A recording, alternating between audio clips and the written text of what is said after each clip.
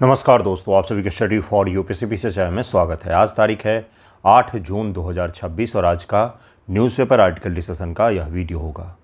आज के वीडियो में हम लोग क्या सब पढ़ेंगे तो नॉर्थ ईस्ट काउंसिल की बैठक हुई है, उसके बारे में जानकारी लेंगे। 100वां रामसर स्थल भी घोषित किया गया है। अंडमान निकोबार में तेल मिले हैं और इसके अलावा और भी कई सारे न्यूज़ हैं जिसे हम लोग कवर करेंगे। आपका प्रीलिम एग्ज़ाम 26 जुलाई को ही होगा। बहुत सारे बच्चे मैसेज करते हैं इस तरह के कि एग्ज़ाम डेट आगे बढ़ेगा क्या। इस तरह की क्यूरियोसिटी आनी ही नहीं चाहिए मन मस्तिष्क में। भाई 26 जुलाई को ही आपका पीटी एग्ज़ाम होगा, क्योंकि आयोग ने कुछ नहीं कहा है, इसलिए कुछ भी नहीं मानना है। पढ़ाई पर फोकस कीजिएगा। पीटी के एग्जामिनेशन के डेट आगे बढ़ने की संभावनाएं 9 के बराबर में है। बढ़ जाए तो किसी चमत्कार जैसा ही होगा, नहीं बढ़ेगा आपका। क्या क्या हम लोग आज पढ़ने वाले हैं तो सबसे पहले इस आर्टिकल 301 के बारे में हम लोग देखेंगे। ये यूएस सैंक्शन 301 धारा है, वहाँ की धारा है अमेरिका की, जिससे पहले भी हमने अध्ययन किया है इसके बारे में। तो इन्होंने है पीयूष गोयल महोदय हैं, इन्होंने बोला no need to worry about US sanction 301, we will tackle it. इसके बारे में ज़रा देखेंगे क्या इसके चैलेंजेज उभर करके आ रहे हैं और क्यों इन्होंने ऐसा कहा है। फिलहाल जो सुबह सुबह की न्यूज़ थी वो है ये कि US Iran and Israel war जो है फिर से रिज्यूम हो गया है। जो सैंक्शन रुका हुआ था युद्ध 1-1.5 महीने से 2 महीने से करीब में, वो फिर से शुरू हो चुकी है। और इस युद्ध के बाद सब दोनों देशों ने एक दूसरे पर अटैक करना फिर से शुरू कर दिया है। आरबीआई ने इसी बीच में कहा है कि इन्फ्लेशन बढ़ सकता है, महंगाई भी बढ़ सकती है। शुरू करते हैं आज का वीडियो। देखिए आज का पहला टॉपिक क्या है। उससे पहले आप सभी के लिए एक ज़रूरी सूचना है। अचीवर ग्रुप में ही हम लोग, अचीवर के ग्रुप के स्टूडेंट बहुत ही शानदार है, बहुत ही मेहनती हैं। उनको अभी तक मैंने 8200 सवालों का प्रैक्टिस करवाया है फरवरी से, और उन्होंने किया भी है, रिवाइज़ भी कर रहे हैं। तो काफ़ी मेहनती छात्र छात्राएं हैं, तो उन्हीं के लिए मैं ला रहा था। आप भी जुड़ सकते हैं इस ग्रुप में। 15 फुल लेंथ टेस्ट और उसके वीडियो एक्सप्लेनेशन होंगे उनके लिए। Full length test series PT booster जैसा होगा कि लास्ट टाइम में सब कुछ रिवाइज़ मैं आपका करवा दूँगा उसमें। तो जिन्हें भी जुड़ना हो ज़रूर जुड़िएगा। 12 जून से शुरू होकर के 12 जुलाई के बीच में यह ख़त्म हो जाएगा। 15 फुल लेंथ टेस्ट होगा, उसके वीडियो एक्सप्लेनेशन होंगे, पीडीएफ होगा। बाकी अचीवर ग्रुप में पहले के तो सेट हैं ही, अगर आपको हिम्मत है भाई आपके अंदर तो उसे भी आप लगा सकते हैं।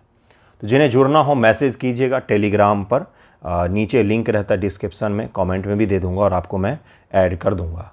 जुड़ सकते हैं, बेहतर रहेगा आपके लिए। इससे ज़्यादा एडवर्टाइजमेंट तो मैं करता भी नहीं हूँ। देखिए आज का पहला न्यूज क्या है। Government has turned north east from region of conflict to hub of opportunities. ये अमित शाह महोदय हैं, ये नॉर्थ ईस्ट काउंसिल में बैठक में भाग ले रहे थे, उसी के दौरान इन्होंने ऐसा कहा। ये भी है, ये कई सारे विश्लेषकों का भी है कि सत्य है ये चीज़ कि 2014 के बाद से, जब से मोदी जी गवर्नमेंट आई है, नॉर्थ ईस्ट में बहुत बड़े स्तर पर इन्वेस्टमेंट हुए हैं, डेवलपमेंट हुए हैं और वहाँ पर कनेक्टिविटी भी बढ़ी है। एकमात्र दाग जो रह गया नॉर्थ ईस्ट में वो मणिपुर का ही कन्फ्लिक्ट है, जो 2023 से चला आ रहा है। 3 वर्ष हो चुके हैं लेकिन हम उसे सुलझा नहीं पाए हैं।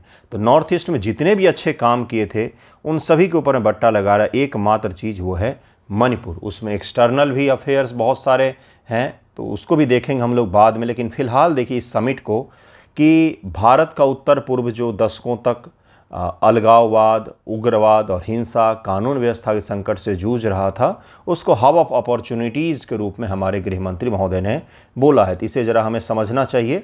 उत्तर पूर्वी परिषद, नॉर्थ ईस्टर्न काउंसिल का 73वां पूर्ण सत्र है यह, 73rd। तो भाई कब स्थापित हुआ था यह, है ना। इस बैठक की अध्यक्षता गृह मंत्री महोदय ने की है। Second prelim fact, north east council की बैठक की अध्यक्षता हाल ही प्रधानमंत्री मोदी जी के द्वारा की गई। इस प्रकार के स्टेटमेंट आपको दिया जा सकता है एग्जामिनेशन में। इससे पूर्वोत्तर के सभी 8 राज्यों के मुख्यमंत्री, केंद्रीय पूर्वोत्तर क्षेत्र विकास मंत्री ये भी शामिल हुए। पूर्वोत्तर के लिए एक अलग से मंत्रालय ही बनाया गया है, नॉर्थ ईस्ट को लेकर के मंत्रालय ही बनाया गया है। बहुत बड़े स्तर पर काम हुए हैं पिछले 10-12 सालों में नॉर्थ ईस्ट को लेकर के, जो कि काफ़ी पहले ही होना चाहिए था। ध्यान से देखें किन किन चीज़ों पर बात की गई है। प्रशासनिक ध्यान में बदलाव, मुख्यमंत्रियों से आग्रह किया गया है कि वो अपना ध्यान पारंपरिक कानून व्यवस्था से हटा करके नागरिकों के विधिक अधिकार की रक्षा की ओर लगाएं, ऐसा उन्होंने कहा है। अत्याधुनिक तकनीक, अवसंरचना का निर्माण, एआई इत्यादि चीज़ों को लेकर के निवेश भी हो रहा है, लोगों को एजुकेट भी किया जा रहा है। सड़क, हॉस्पिटल और तरह तरह के जो बेसिक इंफ्रास्ट्रक्चर होते हैं उससे भी जोड़ा जा रहा है। यूपीएससी प्रीलिम में एक सवाल पूछा गया जो हमने पढ़ा था कि नॉर्थ ईस्ट में मिजोरम तक ट्रेन को पहली बार पहुंचाया गया, भारतीय रेल पहली बार पहुंची है। इसके बारे में हमने अध्ययन किया था, अर्थात रेल कनेक्टिविटी भी नॉर्थ ईस्ट में बढ़े हैं। अगर आप नॉर्थ ईस्ट गए होंगे तो आपको पता होगा कि क्या क्या चैलेंजेज हैं। पहाड़ियों के बीच से रेलगाड़ियाँ गुजरती हैं, तो पहाड़ का एक छोटा सा चट्टान भी टूट करके गिर जाए ना रेल ट्रैक पर, तो रेलवे सेवा ठप पड़ जाती है। 2-2, 3-3 दिन देर से रेल पहुंचती है। और जब रेल देर पहुंचती है तो सारी सुख सुविधाएं देर से पहुंचती हैं। ट्रांसपोर्टेशन रोड भी बाधित हो जाता है। इसके कारण से बेसिक चीज़ें जैसे सब्जियां, फल, उसके अलावा गैस सिलेंडर, ये सब जो मूलभूत आवश्यकता की चीज़ें हैं ये भी कई बार बरसात के दिनों में बाधित हो जाती, अभी भी हो जाती हैं। इसमें कैसे सुधार होगा भाई? तो जितना बेहतर कनेक्टिविटी हम करते जाएंगे, by road, by air, by rail, by seaway, कौन सा? तो भाई हमने म्यांमार के साथ जो सितबे बंदरगाह को लेकर के किया है उसका एक उद्देश्य ये भी तो है कि नॉर्थ ईस्ट जाने के लिए हम अलग अल्टरनेट रूट की तलाश कर रहे हैं आसियान के साथ साथ। तो हमें सभी मार्गों को देखना पड़ेगा, सभी विकल्पों पर काम करना पड़ेगा। उत्तर पूर्व के लिए 5 नए अंतरिक्ष तकनीकी मिशन की घोषणा की जो गृह मंत्री महोदय हैं उन्होंने। ध्यान से सुनिएगा, पांचों के बारे में पूछा जा सकता है। पहला है उच्च रिजोल्यूशन ग्राम संसाधन मानचित्र। नाम से ही स्पष्ट हो गया, संसाधनों के सटीक नियोजन के लिए ग्रामीण स्तर पर भूमि और संपत्तियों का डिजिटल मानचित्रीकरण। जो आपने पढ़ा होगा कि भाई गांव घर के ज़मीनों को डिजिटली रूप से अब आप कहीं से भी एक्सेस कर सकते हैं, मैप देख सकते हैं, ज़मीन का नक्शा निकाल सकते हैं। तो उसी प्रकार की चीज़ें नॉर्थ ईस्ट के लिए भी करने का प्रयास किया जा रहा है। तो उच्च रिजोल्यूशन ग्राम संसाधन मानचित्रीकरण, यानी कि ग्राम में जो ज़मीन इत्यादि के संसाधन हैं उसका मानचित्रीकरण करना। विलेज रिसोर्स मैपिंग, इंग्लिश में नाम ज़्यादा आसान है। इन्वायरमेंटल मॉनिटरिंग, पारिस्थितिकी तंत्र और आर्द्र भूमि की निगरानी। थर्ड जो है स्पेस टेक स्टार्टअप को बढ़ावा देना।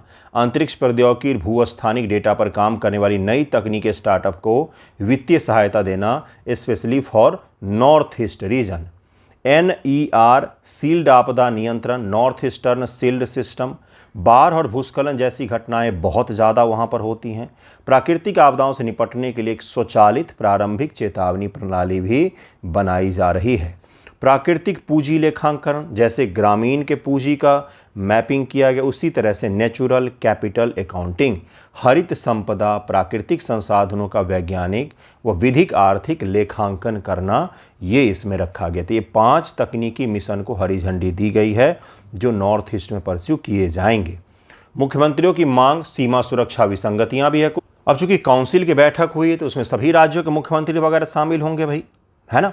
तो उनकी कुछ मांगे हैं जिस मांग के बारे में आपको पता होना चाहिए। सवाल पूछा जा सकता है। सबसे पहले है अवैध अप्रवासन और इनर लाइन परमिट। देखिए, अवैध अप्रवासन नॉर्थ ईस्ट की समस्या हमेशा से ही रही है। बांग्लादेश के साथ उसके बॉर्डर लगते हैं, म्यांमार के साथ बॉर्डर लगती है, तो म्यांमार और बांग्लादेश से बड़ी मात्रा में लोगों की घुसपैठ होती है। ये सत्य है, पूरा कोरा सत्य है। मेघालय हो, त्रिपुरा हो, सभी राज्य जो हैं, असम हो, सभी राज्य अप्रवासन से परेशान हैं। इल्लीगली वहाँ पर लोग आकर के रह रहे होते हैं। मणिपुर में कॉन्फ्लिक्ट के पीछे एक बहुत बड़ा कारण है म्यांमार की अशांति, जिसके कारण से मणिपुर भी अशांत हुआ पड़ा है। मेघालय के मुख्यमंत्री कोनराड संगमा अवैध अप्रवासन को रोकने के लिए मेघालय निवासी सुरक्षा अधिनियम, इनर लाइन परमिट जैसे विनियामक तंत्रों को मजबूत करने की मांग की है कि इसे मजबूत किया जाए। एक और मांग की गई है मेघालय के द्वारा। मेघालय में 3 डिस्ट्रिक्ट ऑटोनोमस हिल्स होते हैं। कौन कौन से भाई? तो गारो, खासी एंड जयंतिया, ये हिल्स हैं। इस हिल्स के 3 अलग अलग डिस्ट्रिक्ट स्वायत्त डिस्ट्रिक्ट शासी परिषद होते हैं, ऑटोनोमस डिस्ट्रिक्ट काउंसिल होते हैं, जो बिल्कुल ऑटोनोमस स्वतंत्र होते हैं। संसद के द्वारा बनाए गए कानून भी वहाँ पर लागू तब तक नहीं होते हैं जब तक गवर्नर और वहाँ के जो ऑटोनोमस हिल्स के काउंसिल है उसके द्वारा उसको परमिट नहीं किया जाता है। बिल्कुल सही सुन रहे हैं आप, अपने तरह से शासन करते हैं वो लोग। तो उन्होंने मांग की है कि खासी और गारो भाषाओं को संविधान की 8वीं सूची में शामिल किया जाए। अंतर्राष्ट्रीय सीमा सुरक्षा, त्रिपुरा क्षेत्र भारत बांग्लादेश सीमा सुरक्षा के बुनियादी ढांचे और विनियामक गश्त की कड़ी द्विपक्षीय समीक्षा भी की जा रही है और इसे भी मजबूत किया जाएगा। त्रिपुरा में तो बांस के ठाठ जानते हैं क्या, वो लगा हुआ है बांग्लादेश और भारत के बॉर्डर पर। बिल्कुल सही सुन रहे आप।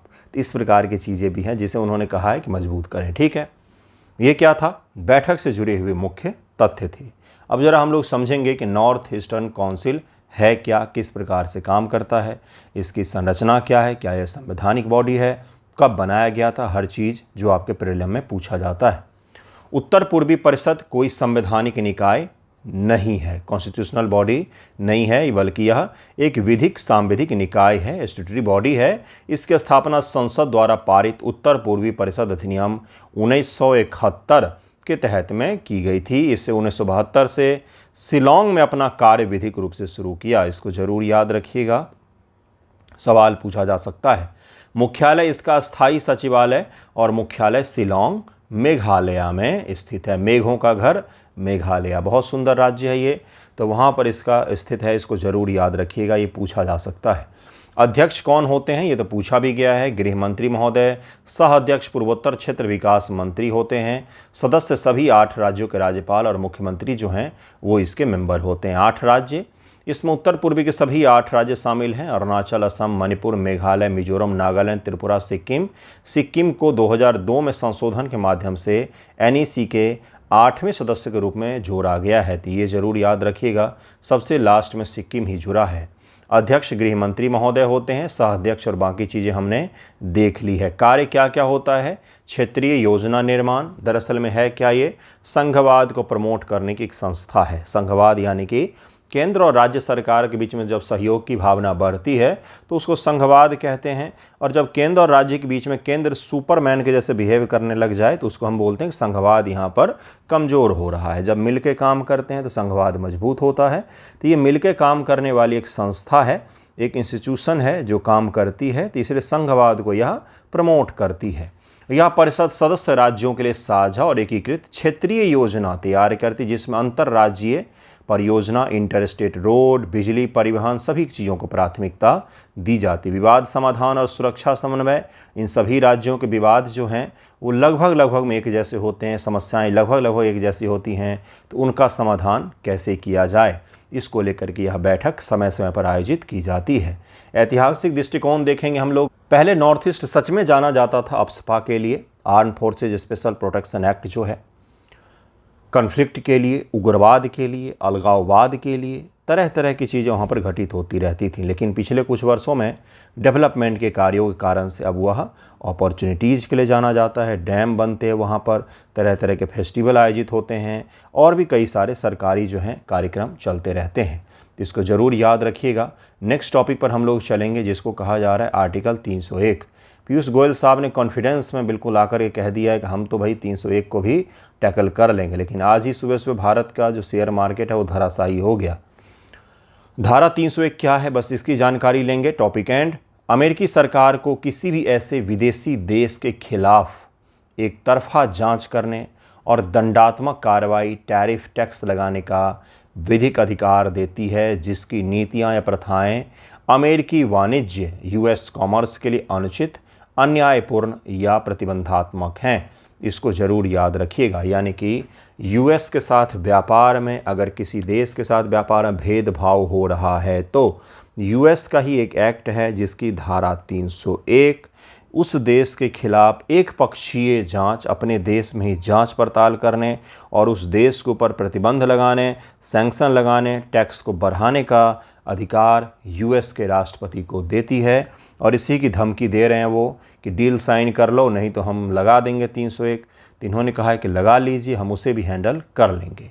इसकी जांच और सिफारिशों का पूरा विनियम जिम्मा अमेरिकी व्यापार प्रतिनिधि, यूनाइटेड स्टेट ट्रेड रिप्रेजेंटेटिव के पास में होता है। ज़रूर याद रखिएगा, इसके बारे में पूछा जा सकता है। यह कानून कब और किस आधार पर लागू किया जाता है, कब और किस आधार पर लागू किया जाता है भाई? तो US मुख्य रूप से निम्नलिखित 3 आधारों पर किसी भी देश के खिलाफ में लागू किया जाता है। पहला, वायलेशन ऑफ ट्रेड एग्रीमेंट, अगर आपका कोई ट्रेड एग्रीमेंट हुआ है उसको वायलेट करते हैं तो आपके ऊपर में आर्टिकल 301 अप्लाई किया जा सकता है।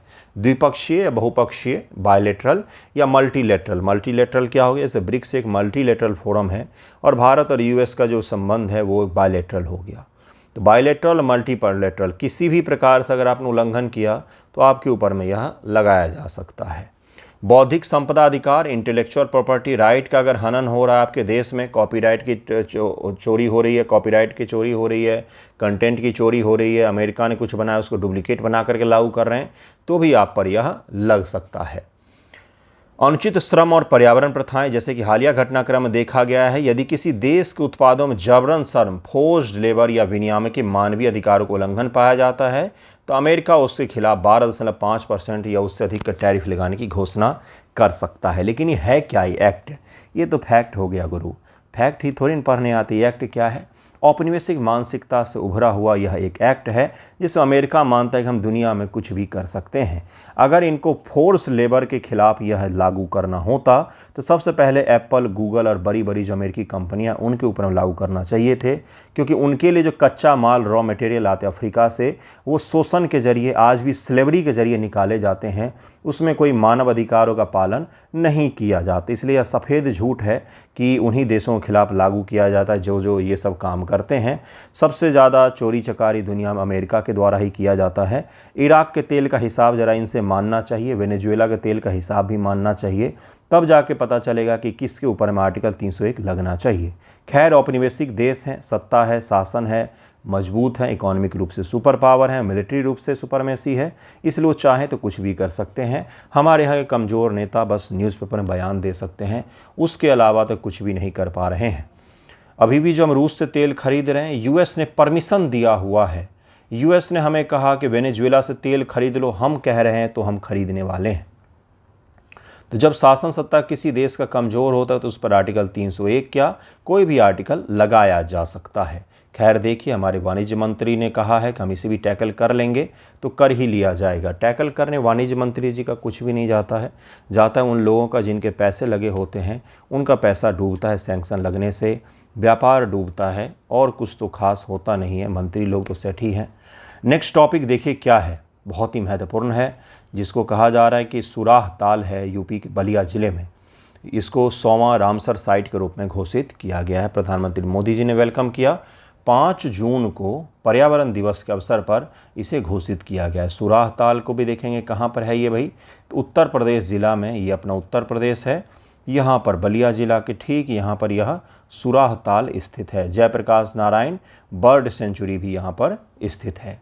विश्व पर्यावरण दिवस 5 जून के ऐतिहासिक अवसर पर उत्तर प्रदेश के बलिया जिले में जयप्रकाश नारायण पक्षी अभयारण्य, सुराह ताल इसको कहते हैं, सुराह ताल भी कहते हैं, जो भी आपको याद रखना हो रखिएगा। जयप्रकाश नारायण पक्षी अभयारण्य ही रखिएगा, जेपी पक्षी अभयारण्य को विधिक रूप से भारत का 100वां रामसर स्थल घोषित किया गया है। 100th रामसर स्थल। तो 99th कौन सा है?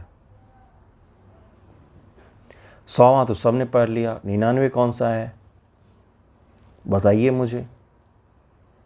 बीपीएससी भी उसको भी पता होगा कि 100वां सब पर क्या है, 98 नंबर का पूछो जरा, है ना। प्रधानमंत्री मोदी जी ने इसे भारत के आर्द्रभूमि संरक्षण का एक अभूतपूर्व मील का पत्थर बताया। ठीक है, अच्छी बात है। उन्होंने कहा है उत्तर प्रदेश के लिए विशिष्ट उपलब्धि, यह सुराह ताल अब उत्तर प्रदेश का 13वां रामसर स्थल बन गया है। ये जरूर याद रखिएगा। 13th है ये उत्तर प्रदेश का। हाल ही में शेख झील पक्षी अभयारण्य को भारत के 99वें रामसर स्थल के रूप में दर्जा दिया गया। कहाँ पर है शेख झील पक्षी अभयारण्य, जरा मुझे बताइए कमेंट करके। उत्तर प्रदेश में तो है, लेकिन है कहाँ पर? 98 नंबर का रामसर स्थल कौन सा है? क्या आपने सर्च किया? ये सर्च तो करना चाहिए था कि 98 नंबर का कौन सा है। सुराह ताल की भौगोलिक एवं पारिस्थितिक विशेषताएं क्या हैं? तो यह आर्द्रभूमि गंगा नदी बेसिन के मध्य भाग में स्थित अत्यंत समृद्ध पारिस्थितिक तंत्र है। गंगा नदी में ही है, गोखुर झील के समान ही है। गोखुर झील का विनिर्माण, सुराह ताल मूल रूप से गंगा नदी के विसर्प से बनी एक विशाल प्राकृतिक गोखुर झील है। ऑक्सबो लेक है, मैंने समझाया भी था परसों करंट अफेयर डिस्कशन वीडियो में। मैदानों में नदियाँ इस प्रकार से बहती हैं, अगर आप देखेंगे ऊपर से गूगल मैप का उपयोग करके भी ना, तो आपको इस प्रकार से बहती हुई दिखेंगी। तो समय के साथ ये नदी यहाँ से यहाँ जुड़ जाती है और ये जो हिस्सा है ये अलग हो जाता है। तो ये गोखुर इस प्रकार या इस प्रकार से आपको दिखेंगी। इसी को गोखुर लेक कहा जाता है बंधुओं, जो मानसून के दौरान 42 वर्ग किलोमीटर के क्षेत्र में फैल जाती है। पक्षी जैव विविधता एवं फ्लाईवे या आर्द्रभूमि सेंट्रल एशियन फ्लाईवे का एक अत्यंत महत्वपूर्ण हिस्सा है। सर्दियों के महीने में यहाँ पर साइबेरिया और अन्य ठंडे प्रदेशों से सारस क्रेन और कॉमन पोर्च जैसे जो पक्षियाँ हैं वो उड़ करके आती हैं। तो दरअसल में यह बर्ड सेंचुरी ही है। जेपी बर्ड सेंचुरी, जेपी अभयारण्य के नाम से जाना जाता है। इसको सुरहा ताल कहते हैं कॉमन लोकल लैंग्वेज में, उसको लोकल भाषा में लोकल लोगों के द्वारा। तो अब इसको 100वां रामसर स्थल घोषित किया गया है। ज़रूर याद रखिएगा, सवाल पूछ सकता है आपका। नेक्स्ट देखिए, एक और टॉपिक है इसी में। एशिया में प्रथम स्थान। 100 रामसर स्थलों का आंकड़ा पार करने के साथ ही भारत पूरे एशिया में सबसे अधिक रामसर स्थलों वाला देश बन गया है। सबसे अधिक एशिया में किसके पास में है? तो रामसर स्थल भारत में ही है। भारत अब दुनिया में तीसरे स्थान पर है। वैश्विक सूची में यूनाइटेड किंगडम में 176 रामसर साइट हैं, मैक्सिको 144 है और भारत के पास 100 रामसर साइट हैं। तो ये 3 देश हैं दुनिया में जहाँ पर रामसर साइट बहुत ज़्यादा हैं। पिछले 11 वर्षों में 26 से ज़्यादा रामसर साइट बढ़े हैं। तो ये भी याद रखिएगा, जिनमें से 58 साइटों को केवल पिछले 4 वर्षों के विनियामक प्रयासों के तहत जोड़ा गया है। तो आपको याद रखना चाहिए, सारे फैक्ट्स पूछा जा सकता है। रामसर कन्वेंशन की पुष्टि, यह एक अंतर्राष्ट्रीय पर्यावरण संधि है। रामसर ईरान शहर में स्थित है। ईरान के रामसर शहर में हस्ताक्षरित किया गया था 2 फरवरी 1971 ईस्वी में। भारत ने 1 फरवरी 1982 को इस कन्वेंशन पर हस्ताक्षर किया। रामसर स्थल का दर्जा मिलने से किसी भी आर्द्रभूमि को अंतर्राष्ट्रीय वैज्ञानिकी, तकनीकी और तरह तरह के सहयोग मिलते हैं। आर्द्रभूमियाँ, वेटलैंड्स क्या होते हैं? तो वेटलैंड्स पृथ्वी पर सबसे अधिक पारिस्थितिक रूप से महत्वपूर्ण स्थल होते हैं जहाँ पर पानी और वेटलैंड्स मतलब जहाँ पर पानी की उपलब्धता होती है। और वेटलैंड प्राकृतिक भी होते हैं, मैन मेड भी हो सकते हैं। एक धान का खेत भी वेटलैंड हो सकता है और प्राकृतिक रूप से निर्मित लेक है अगर कोई, तो वो भी वेटलैंड हो सकता है। इन दोनों तथ्यों को याद रखिएगा। 99वां स्थल के बारे में बता चुका हूँ। शेख सेल झील जो है यह अलीगढ़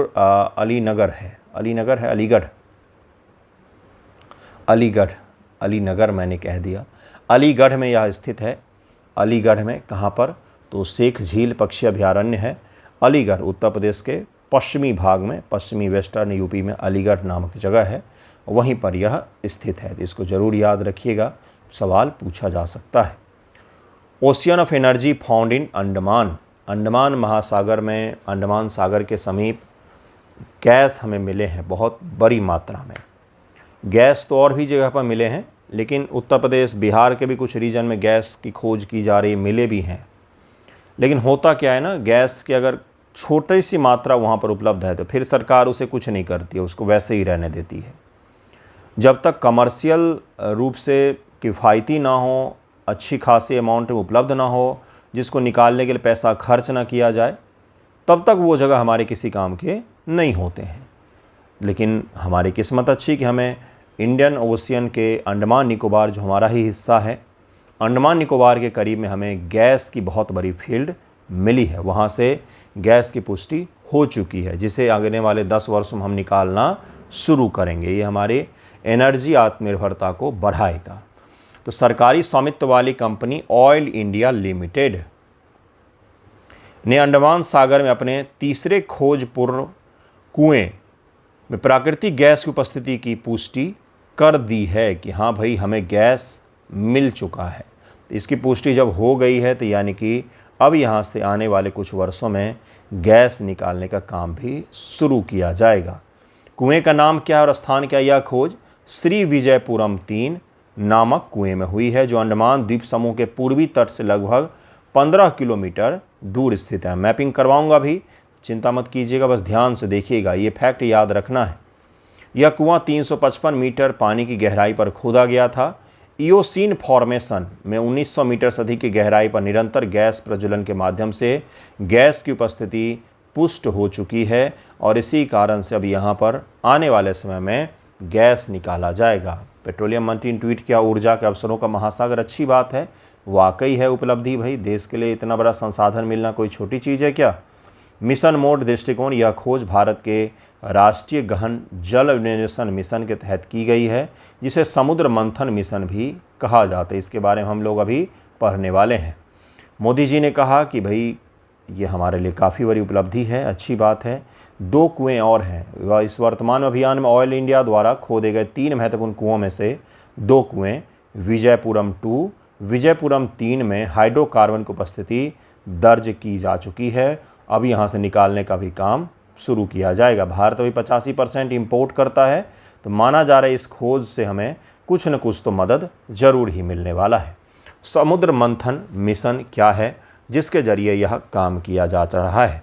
तो अगस्त 2025 में प्रधानमंत्री मोदी जी ने इसको नाम दे दिया था समुद्र मंथन, जिसके जरिए था कि भारत के जितने कोस्ट लाइन हैं, ऑफशोर कोस्ट हैं, उन सभी जगहों पर तेल और गैस के संसाधनों की खोज की जाए। क्योंकि हमारे पास संसाधन तो हैं, लेकिन हमने आज तक जो सबसे कम पैसा खर्च किया है वो संसाधनों की खोज को लेकर के किया है। हमने खर्च नहीं किया, इसलिए हमें मिला नहीं है। तो इस खर्च को बढ़ाने के लिए, संसाधनों की खोज को और भी ज़्यादा तीव्र करने के लिए यह प्रयास शुरू किया गया, जिसको नाम दिया गया समुद्र मंथन मिशन। समुद्र मंथन तो जानते हैं हिंदू धर्म से जुड़ा हुआ है। जिस समुद्र को मथा जाता उससे विष और अमृत सब चीज़ें मिली थी हमें। देखिए नेक्स्ट क्या है कि समुद्र मंथन भारत का एक प्रमुख राष्ट्रीय गहन जल अन्वेषण मिशन है। National deep water exploration mission है इसका नाम। पौराणिक कथा समुद्र मंथन से प्रेरित है, जिसमें आपने देखा था कि देवता और राक्षस दोनों ने मिलकर के समुद्र मंथन किया था। सांप के एक तरफ देवता थे और एक तरफ राक्षस थे, दोनों ने मिलकर के समुद्र को मथा था, जिसके फलस्वरूप कई सारी चीज़ें प्राप्त हुई थी। वो तो कहानी है। अब आ जाइए यहाँ पर, जिसका विनियामक उद्देश्य भारत के अपतटीय गहरे समुद्री बेसिन में छिपे प्राकृतिक गैस और कच्चे तेल के विशाल भंडारों की खोज करना और उन्हें बाहर निकालना, उनको उपयोग के लिए निकालना है। यह खोज 2 कंपनियों के द्वारा किया जा रहा है, मुख्य रूप से oil India limited and ONGC के द्वारा किया जा रहा है। आधुनिक वैश्विक तकनीकी साझेदारों के सहयोग से इसे संचालित किया जा रहा है। 2 नोडल एजेंसियां हैं, ये भी याद रखिएगा, ऑयल इंडिया लिमिटेड और ONGC के द्वारा किया जा रहा है। मिशन का मुख्य उद्देश्य क्या है?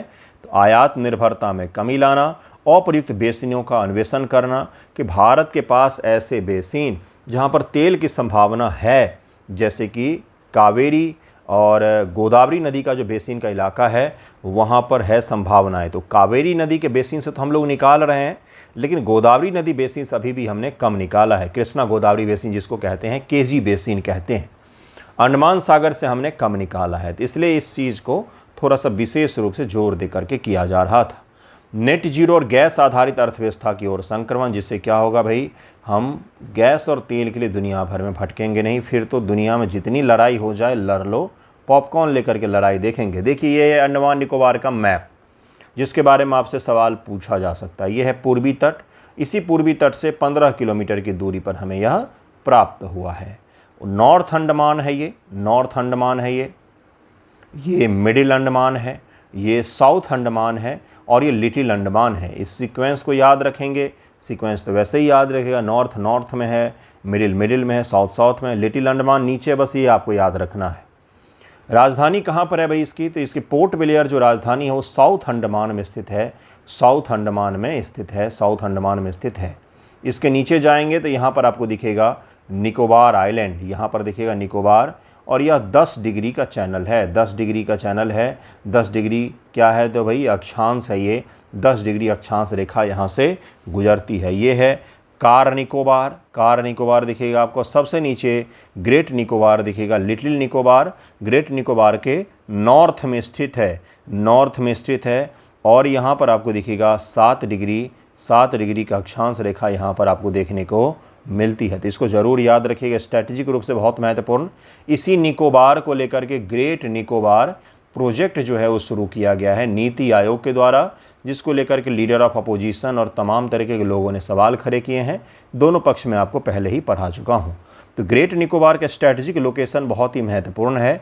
भारत के लिए स्ट्रेट ऑफ हॉर्मूज साबित हो सकता है अगर हम इसको और भी ज़्यादा मिलिट्रिसाइज करें, मिलिट्री को यहाँ पर स्थापित करें, बढ़ाएं, अपनी सैन्य परिप्रेक्ष्य में इसको मजबूत करें, तो हमारे लिए यह चोक पॉइंट का काम कर सकता है, जहाँ पर हम चीन को बंद कर सकते हैं, उसको यहाँ से गुजरने ही नहीं देंगे।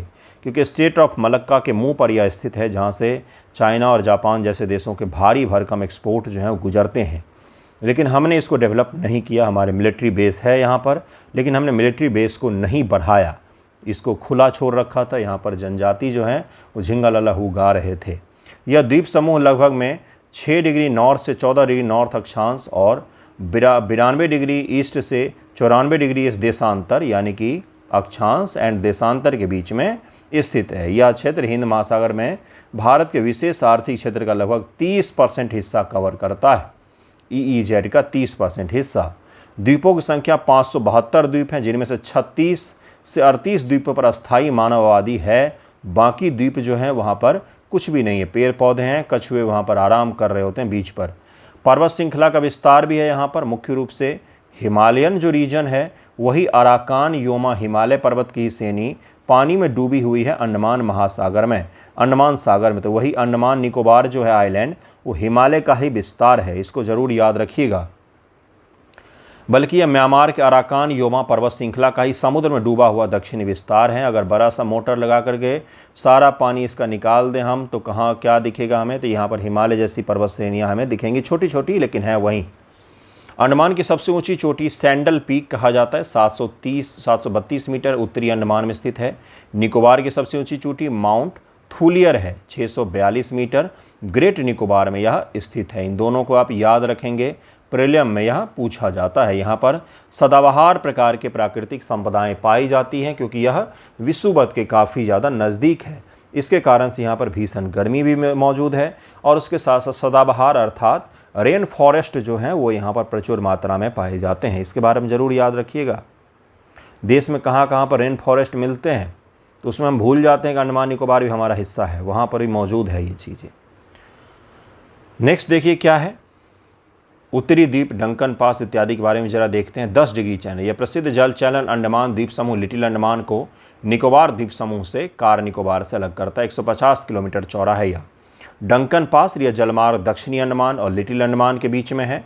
ग्रेट चैनल ग्रेट निकोबार को इंडोनेशिया के सुमात्रा द्वीप से यह अलग करता है। समुद्री और हाइड्रोकार्बन की बेसिन है यहाँ पर। बैरन द्वीप यह भारत का पूरे दक्षिण पूर्व एशिया के एकमात्र सक्रिय ज्वालामुखी है जो यहीं पर स्थित है। नारकोंडम भी है, लेकिन नारकोंडम अब मृत अवस्था में है, सुसुप्त अवस्था में है, कभी भी फूट सकती है। अंडमान बेसिन में गैस की बड़ी मात्रा में मौजूदगी है जिसके कारण से यहाँ पर खोज भी जारी है और मिला भी है हमें। विजयपुरम 3 नामक कुएं में हाल ही हमें गैस मिला है। और भी बहुत सारे टॉपिक हैं, लेकिन आज तो इतने ही थे टॉपिक। बाकी के जो टॉपिक बच गए उसको हम लोग कल करेंगे। कल कौन कौन से टॉपिक पढ़ेंगे, तो एक भोपाल में स्टेशन का नाम बदला जा रहा है, उसके बारे में देखेंगे। क्रांतिकारी थे हमारे, उनके नाम पर था लेकिन उसे चेंज कर रहे हैं, ठीक है भाई, करने दीजिए। और भी टॉपिक हैं 1-2, उसको हम लोग करेंगे। दरअसल मंडे को 3 दिनों के टॉपिक किए जाते हैं, सैटरडे का भी, संडे का भी और मंडे का भी। तो आज हमने धारा 301 वाला आज का टॉपिक किया है। नॉर्थ ईस्टर्न काउंसिल वाला ये सैटरडे के टॉपिक हैं जिसको आज हमने किया है। अंडमान वाला ये संडे का टॉपिक है। रामसर वाला ये संडे का टॉपिक है। तो एक एक करके हमने किया है। तो देखते हैं कल कौन कौन से टॉपिक करता हूँ मैं।